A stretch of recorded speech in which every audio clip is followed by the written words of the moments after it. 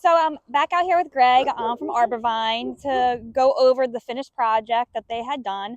A few weeks back, we were here in the house in North Wilmington looking at the walkway and a little extra patio on the back.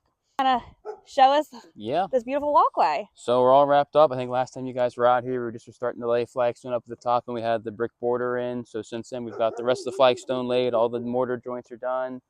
Stoop is overlaid. We have some refinished railings on there as well that were original from the previous stoop.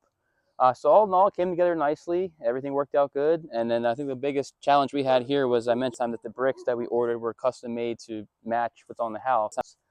They are only bricks that are made for a house. They're not made for pavers or borders. So we had to actually cut every one of these bricks, which took a very significant amount of time. Time that was well worth it though, so everything can match and be consistent. And that's what we got out here. Challenges like that come up all the time. You have an idea and then come to find out it doesn't always work out. So I'm glad that this one really worked out for you guys. For sure. It's great. Yeah. Yep. Thank you.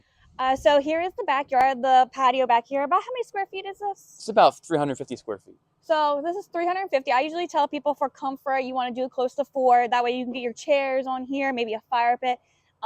When people try and do this 100 square feet or 200 square feet, it gets really, really tight. So this is a great square footage. And when you were doing this, how much waste do you suppose was in the flat? Our guys are very careful with that, so we'll tend to use pieces that we cut from other places or pieces that have some rough spots to recycle on the edges. So we factor in really 10% of waste on all of our projects, but in general, we're able to recycle most of that. So I'd say 5% of what we ordered here probably was waste, which isn't too bad as far as I'm concerned. So Yeah, flagstone is one of those products. Since it's a natural stone, there's a lot of pieces that aren't really usable, or you have to put them to the side and cut them and correct. different things like that. But this turned out awesome. And this patio is dry laid, so meaning the joints are just a regular poly sand. What made you do the difference from the front to the back? Good question. So that was a budget thing. The client came to us with a very particular budget, and unfortunately, we just couldn't fit a wet lay option in this price point. So we wet laid the front, figured keep the slightly higher end aesthetics up front, also considering they'll get much more use. So we wanted to do that here, and we went with the dry set back here with the polymeric sand joint. So